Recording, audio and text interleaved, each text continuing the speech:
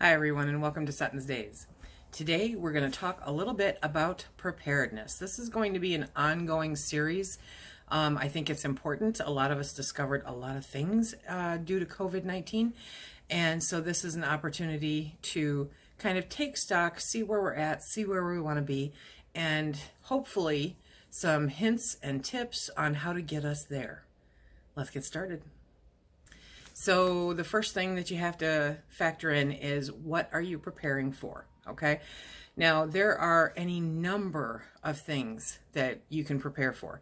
If you look at any kind of prepper material or listen to, any kind of podcasts or YouTube channels or anything like that, there's literally everything from a nuclear war, and an EMP, to, a pandemic.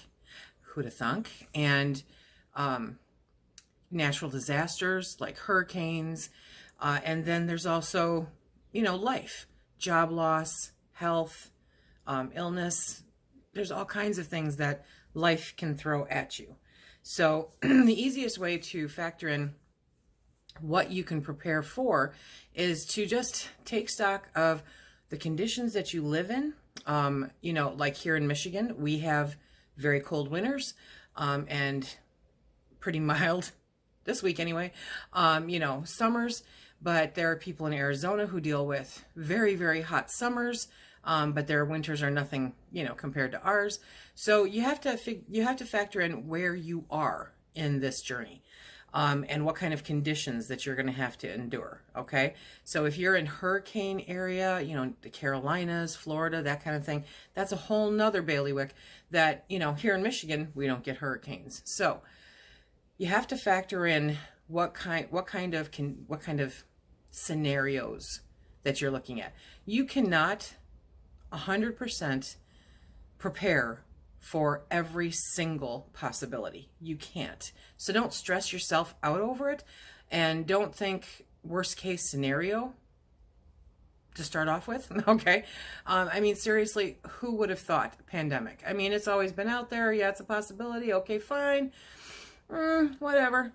But no, guess what? Guess what happened? Okay. And it was not like a lot of the preparedness novels or suggestions made it out to be like. So you would not have been 100% prepared for that anyway. So the idea is to prepare as much as you can for where you are, for the most likely scenarios that you're having to deal with. Okay. So let's start with this one. Okay. So number one would be finances. Oh, this is a touchy subject, isn't it? Finances are very important in your preparedness journey. If you are underwater, if you are deeply in debt, if you are in debt, period, then you're starting at a disadvantage. If you have a very fixed income, you can still prepare, but it's really important to try to get as much debt out of the way as possible and to reduce your cost of living as much as possible. So one of the ways to look at this is to take a look at your history. Okay. Pull up your electric bill for the last 12 months. That'll give you a general idea of how much you spend every single year on electricity. And it'll show you your highs, it'll show you your lows, and then you can balance that out and you can start looking at ways to reduce your electric bill. Whether it's really making a sincere effort to make sure the lights are turned off and there's nothing using extra electricity when you're not there, unplugging things if you're not using them, making sure the refrigerator and the freezer, are at their optimum. If you've got an empty chest freezer, don't leave it running, empty it out, put what you can in your smaller freezer until it's time to use that big freezer again. We did an effort here where we changed every single light in this house to LED. And I cannot believe how much it stabilized our electricity bill. Okay. Even in the barn, we've got LED lights now. So in the chicken coop, LED lights, every place that there is a light in this little homestead, we have LED, and it has shown a significant reduction. The first time that we did it in the kitchen, because the kitchen is the room that gets used the most and I need the most light in. And when we first swapped out LED lights for the old light fixtures that we had in there, my electric bill dropped $40 a month. It makes that big a difference depending on the lights that you're using. So after that, we made the effort to make sure that we swapped out all the lights, okay? And that automatically brought that electric bill down. Now, could I bring it down farther? Probably, but Phil is really big on having that going 24/7. In the wintertime, it circulates the warm air. And in the summertime, it circulates the cool air, okay? So you're gonna have to give some balance to it to figure out what works. But just making that effort to turn off things that aren't being used, to not use them, to maybe sit in the dark a little bit. It's calming. It really is, okay? And just enjoy some peace and not have such a high electric bill. So you can do that with all of your bills. You can do that with your gas if you have it, your electric if you have it, your water if you pay water bill, whatever it is, and you can find ways to save money on those bills. You may think that you can't, but trust me, you can always find a way to save a little bit here and there. Every little bit counts and adds up. If you are in debt, you take that savings and you put it towards that debt. Your first priority before buying anything should be trying to reduce your debt, okay? That's just the best thing that you can do.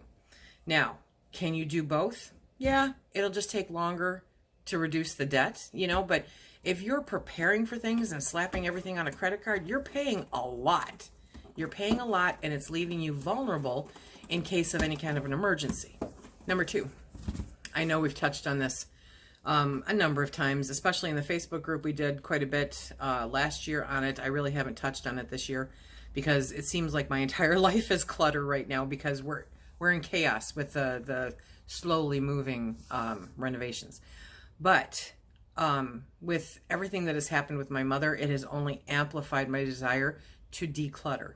Clutter costs money, okay? It doesn't matter if you got it on sale, it still costs money. And so that's something that you really need to factor in. And Phil is sweet. He's the sweetest man in the world, I swear. And so when he goes, I don't want flowers or ask for flowers. I'm not big on jewelry. He gave me these earrings right before we got married. I have never changed out these earrings. I wear them all the time. The only rings I wear mean something to me. My necklace is the same necklace I wear all the time. I'm not a jewelry person. How's that? So, and don't bring me flowers. The cats are going to eat them. It really takes all the joy out of it, So he will be sweet. And if he sees something that he thinks I'll like at the thrift store or something like that, he'll pick it up.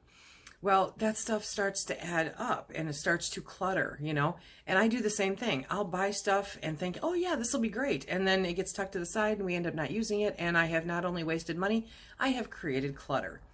So this year, especially, I made a very, very conscious effort that I'm not bringing stuff into the house. I'm bringing supplies into the house, but I'm not bringing stuff. Just because I like it doesn't mean I need to own it. And sometimes that's a difficult transition to make, There are only so many clothes I can wear. I don't need a whole lot of clothes. And as you saw before, I don't own a whole lot of clothes, okay? I have my work wardrobe and I have my home wardrobe. And that's all I need. That's really all I need. I don't need a bunch of clothes or a bunch of shoes. I've reached an age where comfort prevails over fashion. So I'm not dealing with that stuff. But any little bit that you can do to declutter, to remove the chaos from your life, and to keep actively making that happen will help, because clutter costs money. Every time you add that stuff in, it's costing you money that you could be using on other things. Okay, so take a look around, see what you really need. Do you really need it? Does it really bring you joy? And I'm all KonMari and all that other stuff. Does this bring me joy? It either does or it doesn't. And holding something for the sake of holding something, and I'll give you my perfect example here, is that I've been a thrifter my entire life. I love it. And there was a small thrift store that I used to visit when I was in high school. And I visited there, 2, 3, 4 times a week through my senior year in high school. And after, I would stop there whenever I could. I knew the guy by name. We'd talk all the time. It would take me an hour to get out of this very small store. Very small store. Because I would go around inside of it 4, 5 times to make sure I didn't miss a treasure, okay? And the only thing that I have kept and has been with me now for, a few decades is a cast iron string holder, okay? And for those of you, I don't know how many of you know about a string holder, but I'm not going to go grab it out of the box. But it sits on, little legs, and it twists open, and you put your ball of string in there and you feed it through, and whenever you need string, you just pull string out, you cut it, and it holds your string, and anyway, it's a string holder, you guys. So I love this thing. I have moved it around with me for decades, at least 35 years, okay? And I've been noticing, because it's sitting on the table where we sit in the living room, and every night the cat is tripping over it, and every night I'm having to set it up, and I'm having to move it, and oh gosh, it's dusty, and it's irritating. It's irritating me. So I made the decision that even though I love it, I don't need to own it. So it's being donated. So kind of take a look at what you own and what does it really mean to you? Is it worth the time that it took to buy it? Because you're trading your time for money to purchase this stuff, okay? At least most of us are. And if you're using that money to purchase stuff that you have to move around, dust, not really use, feel guilty about, is it worth it? No, it's not worth it at all. So take a look around, see what you can get rid of, sell it or give it away. Do whatever is the most expeditious for you. I have had this huge box, I'm talking big, okay, of items that I was going to list on Etsy and I was going to list on eBay, and we've added stuff to it over the course of a year, and we keep moving this big box around because I don't have time to add to it. And during the whole COVID thing, and I tried selling a couple things on eBay again. I used to be a pretty big seller, okay, but I haven't done it in a lot of years, and it's not there anymore. I really just don't feel like you're making the money that we used to make on it.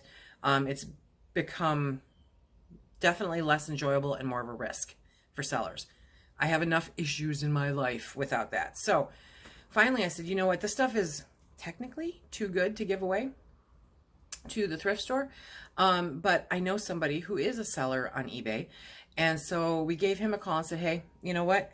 I've got all this stuff and, it's quality. I was going to sell it on eBay. It has a niche, otherwise I wouldn't have it. And do you want it? I will give it to you. Okay. And so he said, yes. Poof, stuff's gone. Psh, look it. I no longer have to walk around this huge box in my bedroom. I no longer have to feel guilty every time I walk past it. I no longer have to worry about, what I'm going to do and how I'm going to find time. It has just taken all of that off my plate, which is good because it got filled up with other stuff. But there's a high cost when you look at clutter. There's a high cost to having all of this stuff around you.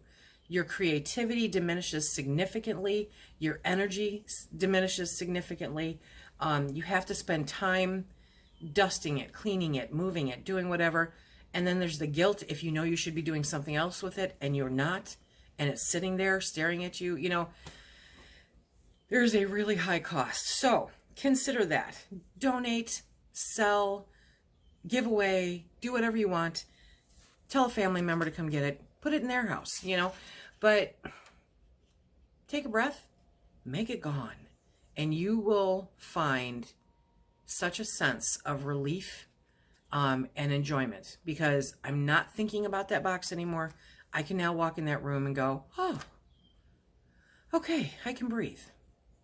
If you want to save a little extra money, wash in cold water. Shush, really? Yeah. It's kind of an old trick, but yeah, that's an easy way to save money because you're not paying to heat water. You don't need hot water for a lot of the stuff that you wash. I mean, if your stuff's really dirty, then sure, go for it. But cold water is more than sufficient for most of your clothes. Yep, there's a next. And it's going to take you a little bit to get that done. But set yourself a time frame for it, okay? If you are a stay-at-home mom or a stay-at-home wife, if you're retired, you have a lot of time to look at this and decide, okay, we're going to make this happen in 30 days. If you work full time and have kids, it might take you 3 months, okay? Or if you just devote a few hours every weekend to it to make this happen, you can get it done in a relatively short frame of time. What you'll find all of a sudden is that you have extra money and you have space. I hear all the time that, oh, I would can more, oh, I would stock up more, but I have no place to put it. I can guarantee you that if I walked into your place, you would have someplace to put it. There's always someplace to put it. You have to make choices, and that's where the decluttering comes in, and that's where the not spending money comes in. You have to make choices that this is your priority because you want to be prepared for life's little emergencies, and it's a great way to take stock of your life and where you're going and what you're doing.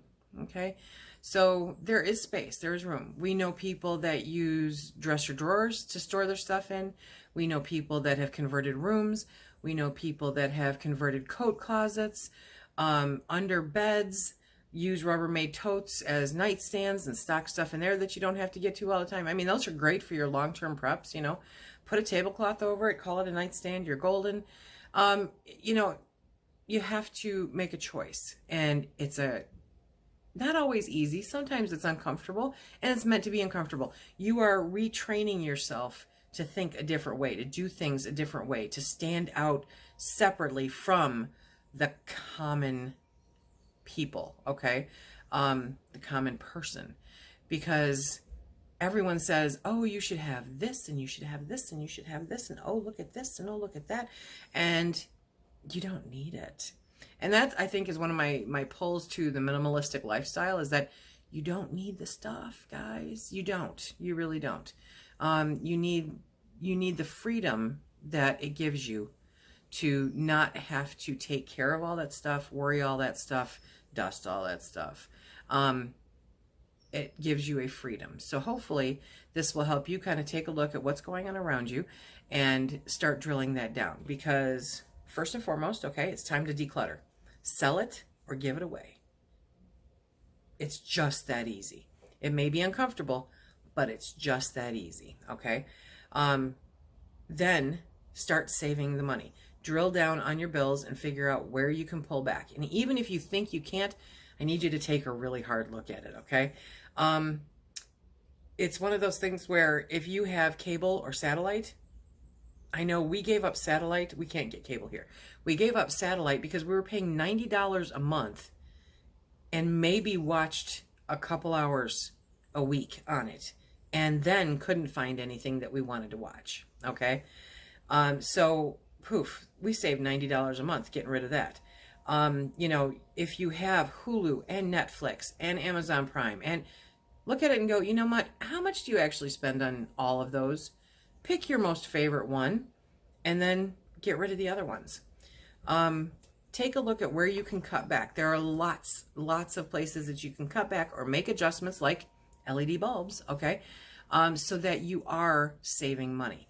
Turn the things off, keep the temperature lower, keep the temperature higher, close the windows, do what you do to make those energy bills less uncomfortable, okay? That's where we're going to leave this week.